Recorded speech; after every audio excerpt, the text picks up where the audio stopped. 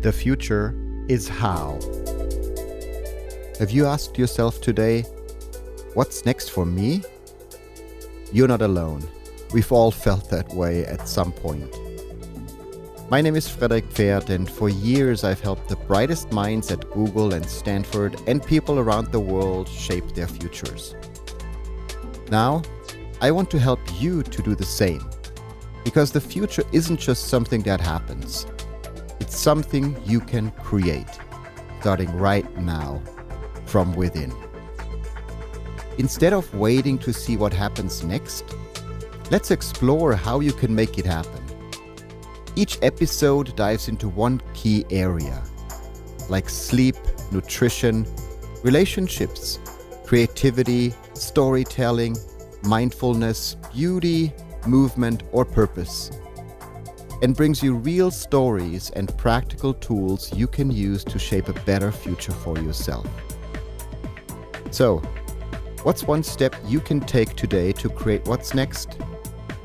Let's dive in and explore how to build a better tomorrow, starting right now.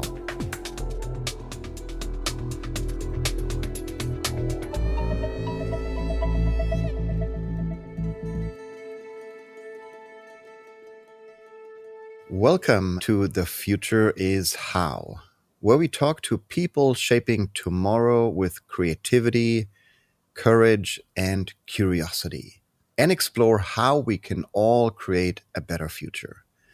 I'm your host, Frederik, and today we're entering the world of art and visual storytelling. My guest today is someone whose illustrations don't just decorate the page. They challenge how we see the world. Francesco Ciccolella is a Vienna-based artist, illustrator, and designer whose work has been appearing in the New York Times, The Guardian, The New Yorker, MIT Technology Review, Spiegel, Welt, and many, many other covers of books and ideas that have shaped our thinking. And I'm personally very thrilled to say that he has also brought my ideas to life through the incredible sketches, including the one-line illustrations in my book, What's Next Is Now. So I believe that his illustrations for me hold really a mirror up to our culture, showing us not only what is, but what could be. And that's exactly why I wanted to talk to him today. Francesco, welcome to the show. And I'm super thrilled that we can spend time together. Thank you so much, Frederik. I'm very glad to be here. Thanks for the invitation.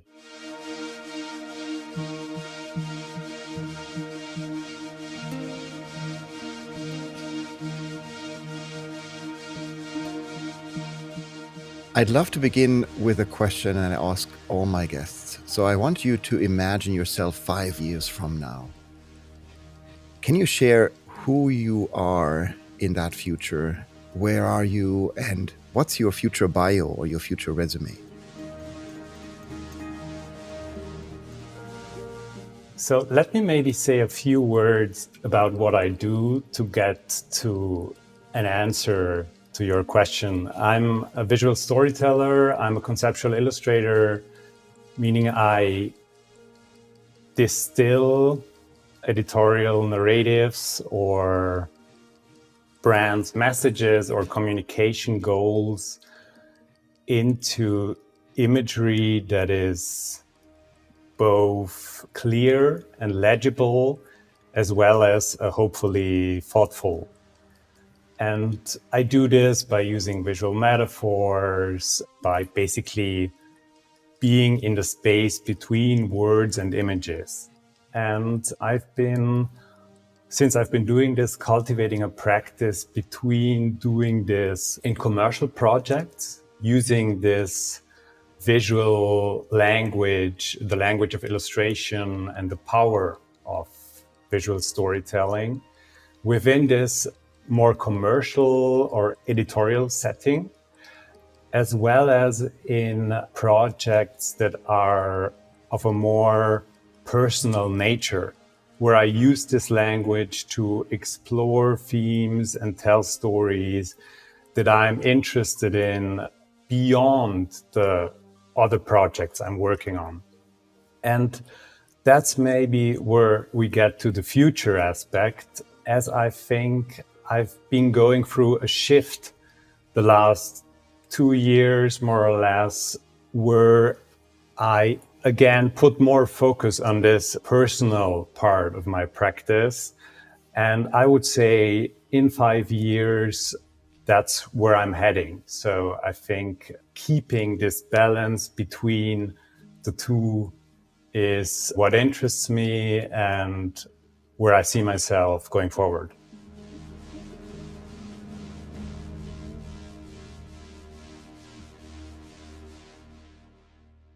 As you said, your work often distills complex topics like identity, technology, anxiety, connection, all of these big words into a single powerful image.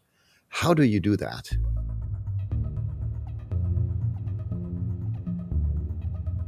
So I think basically the secret behind it is that the image completes itself in you as the viewer, because I basically use the visual vocabulary you can also read.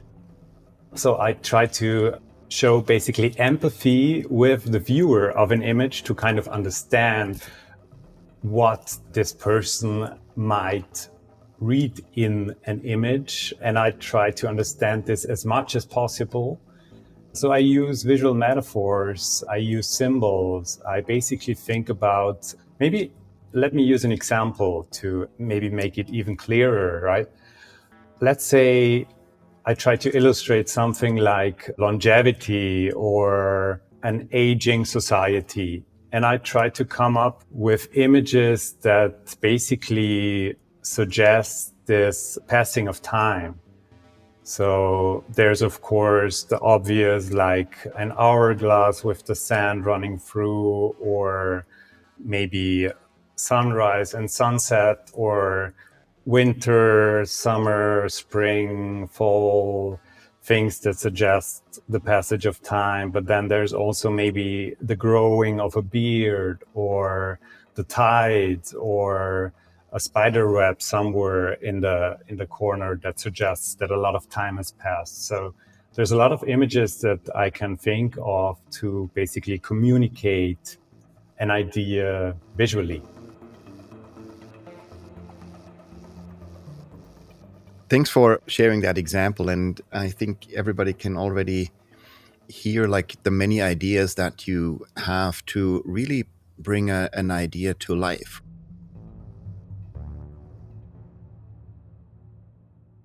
One of the things that I notice is the word empathy that you use, right? You empathize with the viewer, trying to put yourself into the viewer's shoes, literally, to really try to understand how would that image be perceived, right? So how do you practice empathy? How do you train yourself in empathy to try to really take a different perspective? I think it's basically, seeing myself as much as possible, seeing different angles, getting different perspectives, traveling, realizing that people look at the world from totally different angles. And I think this is what helps me, or helped me, kind of build some sort of repertoire that I can go back to. Yeah, I would say that's maybe how I go about this. Yeah. So your illustrations often reduce things to their essence.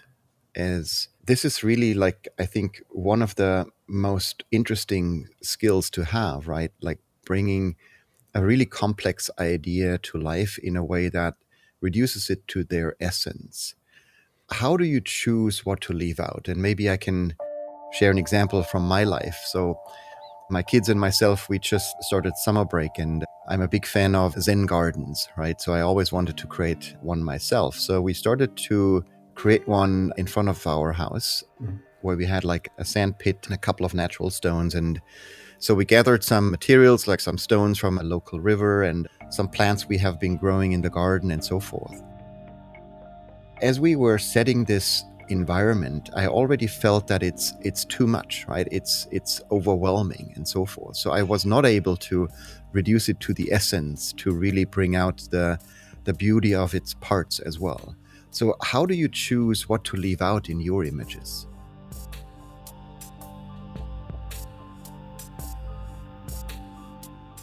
Thanks for sharing the story. It's great. And I think it's maybe also a very contemporary problem and exercise because we're completely flooded all the time with images, with noise. And yeah, the question is, how do you filter this and how do you focus and stay focused on what actually matters to you? And it's super difficult, right? Sometimes. And I would say, to get back to your questions, how to do this in the illustrations, I think it's trying to keep in mind what the message or what the essence is. And then I think I personally just find beauty in this also, in this reduction and keeping everything else out that doesn't contribute to the story being told through the image.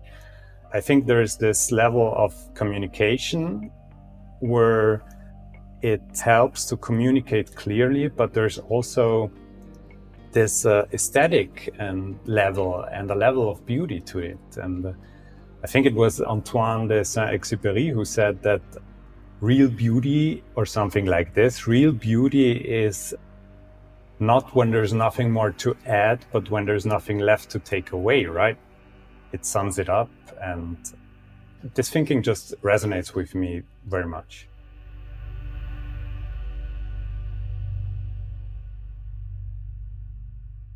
Absolutely. That's a beautiful quote. Yes. Thanks for sharing that. If you would look back throughout your incredible portfolio, you've illustrated for probably every magazine that is out there in the world. And every time I see your work, it immediately catches my attention.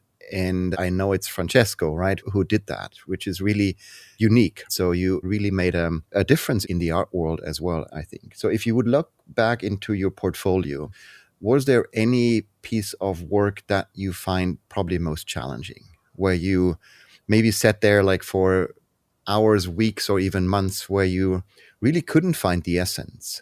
I think what's sometimes challenging is the pace at which, especially editorial projects, are created and produced. So sometimes it's really, a day or 2 days that you have to create a cover and an illustration or two. I remember this one cover, for example, it was created for Der Spiegel in Germany, a German magazine, after, it was in 2017, I think. It was after the Harvey Weinstein scandal broke and the whole Me Too movement started to come up in the news, and more actors and women started to come out with their stories. So everything happened very, very quickly. And basically, the magazine shifted from something they had planned for that release date to this story. So there was need for a cover image very, very quickly. So I did the cover overnight. And sometimes when things go this fast, it's really, I'm in sort of a flow mode that I just work, and then I don't really maybe have time to evaluate. And it's always also a collaboration, right, with an art director, a creative director. And then it takes a while to slow down and assess and realize what I have done during this very, very fast pace. That's always a challenge within the editorial illustration sphere. So, what I hear you say is that sometimes creativity needs constraints, and time could be one of those constraints that really help you to bring out an idea or like a concept or something that we don't overthink, but we tap maybe in our subconscious and just get into a flow mode where, maybe that essence is communicated very quickly. Thanks for sharing that. You also wrote your own book, Between the Lines, where I was very glad to receive a copy. So thank you very much for sending that over. Can you talk a little bit more about what inspired you to create this book? And what's the question you were trying to answer by writing it? Absolutely. So Between the Lines is one of the projects that falls into the, self-initiated personal category I was mentioning in the beginning. And it's basically a book I worked on for about a year that is an autobiographical visual essay that consists of both drawings as well as a written essay that explores what it's like to be close to someone who is locked in despair and struggling with mental health issues. And it explores how I, as a family member, experienced a mental health crisis that happened many, many years ago in my family. And it explores it through both drawings and this essay. And I think the way I worked on it is I didn't really have a question I was trying to find an answer for. It grew out of this series of drawings that basically I've been working on since this crisis happened. And it's a motive that it's always a person drawing, creating a positive reality. And I think this is maybe also something that was very interesting when you and I worked together on the illustrations for your book, because it's a motive that was used there too. Thanks for sharing that deeply personal story around how you really used illustrations, how you used words to really deal with that mental health crisis in your family, right? I think that is one of the ways that we can probably use to really face the challenges that are presented in our lives.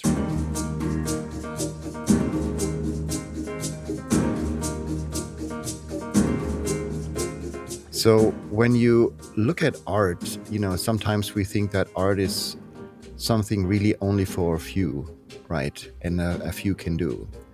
But your work makes really complex ideas feel accessible, right? What would you say to someone who thinks I'm not creative? And maybe continue that question while you're thinking, do you believe everyone has an inner artist? And what's one way someone could start discovering it? I think it boils down to the moment of losing the fear of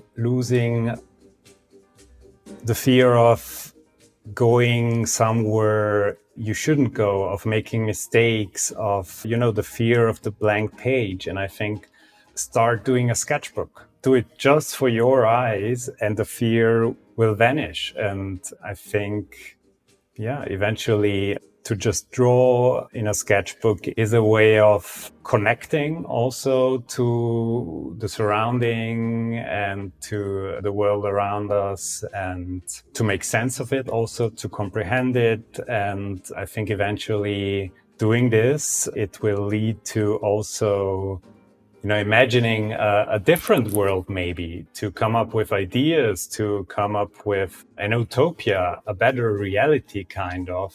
It starts with this curiosity, with this taking away the fear of something and taking away the fear of failure, and see failure as something that can lead somewhere where you wouldn't have thought you could end up. And this can be a very positive place, and a place you really want to go to.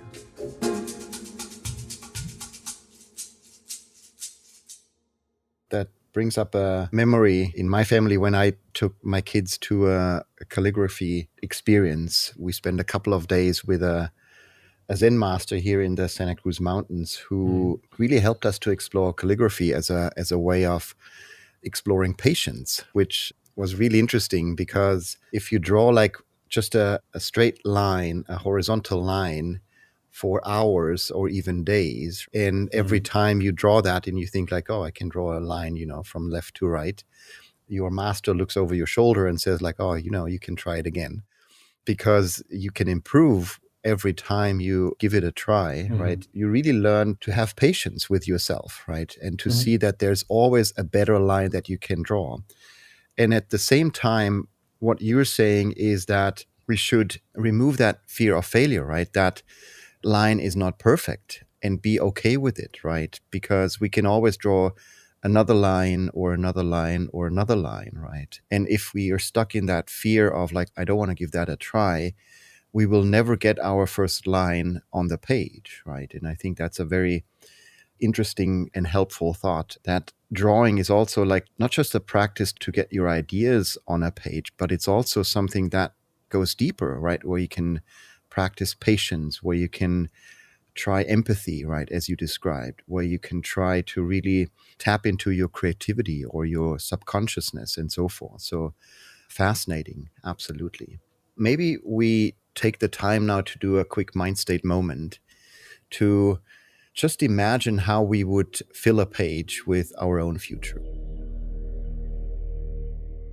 Next, let's take a moment to pause and reconnect. This is your Mindstate moment, a chance to reset and come back to yourself, wherever you are right now. These moments of presence are powerful. They remind us that the future starts from within, by shifting how we show up in this very moment. So I'm going to invite you now to maybe just close your eyes if you're in a safe place. If you're in your car or on a bicycle or you're running, obviously don't close your eyes, but just maybe find a way to change your posture. Take a deep breath in. And just if you're listening, take a moment to try this exercise with us. A short practice in drawing your own future.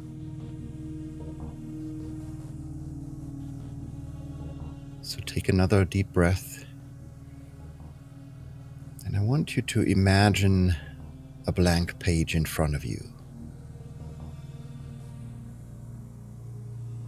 And on this page, start drawing your future. Not literally, but symbolically. What's one shape that represents the life you want to live in?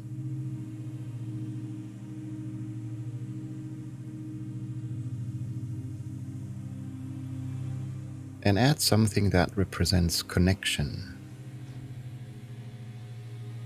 What's a symbol for you that stands for connection? And now something that represents energy.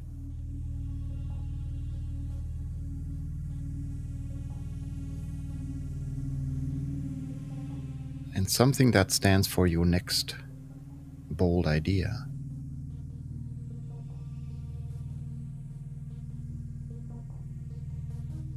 What color is your future?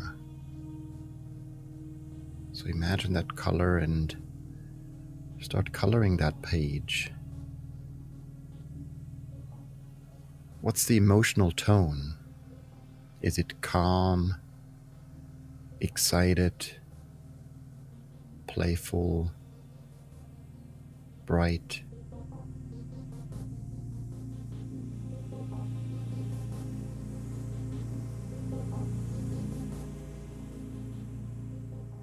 And take a step back and just look at that page in front of you with those symbols representing connection, energy, a bold idea,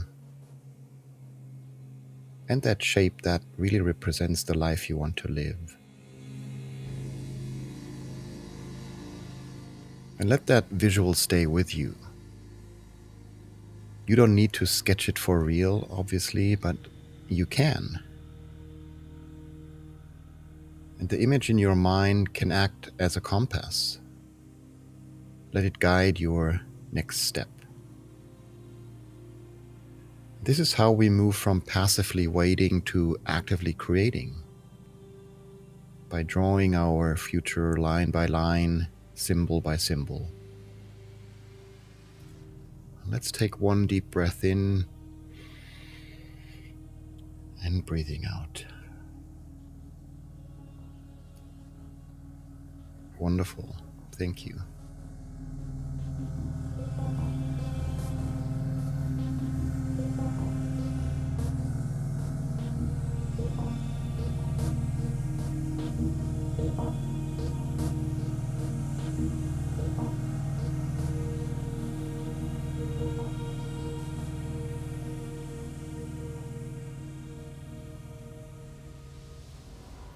So, Francesco, while I have you here, I want to use this opportunity to just tap into your creativity. So, what I want to do is a little experiment. I want to give you three words, and I want you to tell me what image or symbol comes to mind immediately.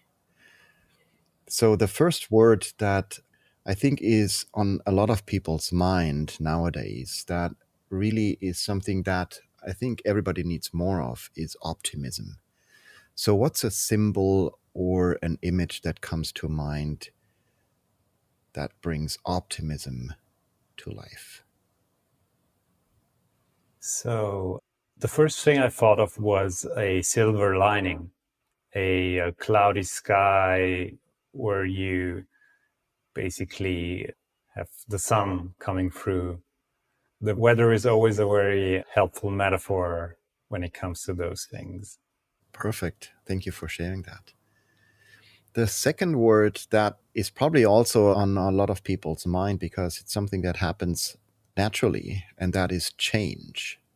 So maybe change in a sense of positive change, of a kind of a positive evolution from a cocoon to a, in the end, butterfly. Thank you. And the last one I want you to share with us is home. Home as a place that feels safe, which is, I would say, other people, humans one feels close to. So being surrounded by loved ones. Wonderful. So, Francesco, this has been a wonderful conversation. As you shared with me, kind of like your summer plans, right? And what you have planned to do in the next few weeks, months, would you please share with us, like, how do you find inspiration? How do you look about, like, what's next for you as well? As you shared that you're going to go on a exhibit, you're going to visit friends in different countries, you're also going to listen to some music and attend some concerts and so forth. So, what is the way you're looking for inspiration in your life? I think going through different perspectives on reality is something that's very helpful and that gives me inspiration. Like going different places, traveling, seeing how people look at the world from different angles is something that has always fascinated me and that I feel is very enriching, and that I find inspiration in seeing places I haven't been to, being curious, going through the world with open eyes, and ideally go a different route every time and see things that I haven't seen before that maybe I can learn from. I think that is something that I find in traveling, actually. So, because we were talking about summer plans, and I think that's very, very helpful. So, as a closing question, I want to pose to you is around emotions. And so, if people come across your work in the future, which they for sure will, right? There's going to be a magazine that people are going to pick up and they're going to see an image that you have created, an illustration, a story. So, is there one emotion you hope people carry with them after seeing your work? And what would that be? I would say it's a range of emotions. It's very much to go back to the empathy idea we talked about. It's being an illustrator is, I think, an exercise in provoking a range of emotions. So sometimes you want to be funny, you want to make people smile. Sometimes you want to make them think. Sometimes you want to make them feel scared, maybe, or whatnot. I think it's a range of emotions that ideally, I hope my work manages to convey to fit the specific context. I like that. Yes. So, Francesco, this has been incredible. Thank you for the work that you're doing. Thank you for being the person you are. And thank you as well for the wonderful illustrations you have contributed to my book. I still get a lot of incredible feedback from people, and everybody wants to know who that Francesco is. And I hope that we could give now people a little bit of an insight into how you think and the incredible person you are. So thank you so much. And Francesco really reminds us that the future isn't just something we think about. It's something we can see. And once we see it, we can create it and shape it. If you enjoyed this episode, subscribe and share it with someone who loves art, design, or is simply searching for a new way to imagine what's next. And if you're curious about more, maybe mind-expanding exercises and future-ready ideas, check out my book about What's Next Is Now, or the latest episode of this show. Until next time, keep sharing your future from the inside out. Thank you so much. Thank you so much for the invitation, Frederik.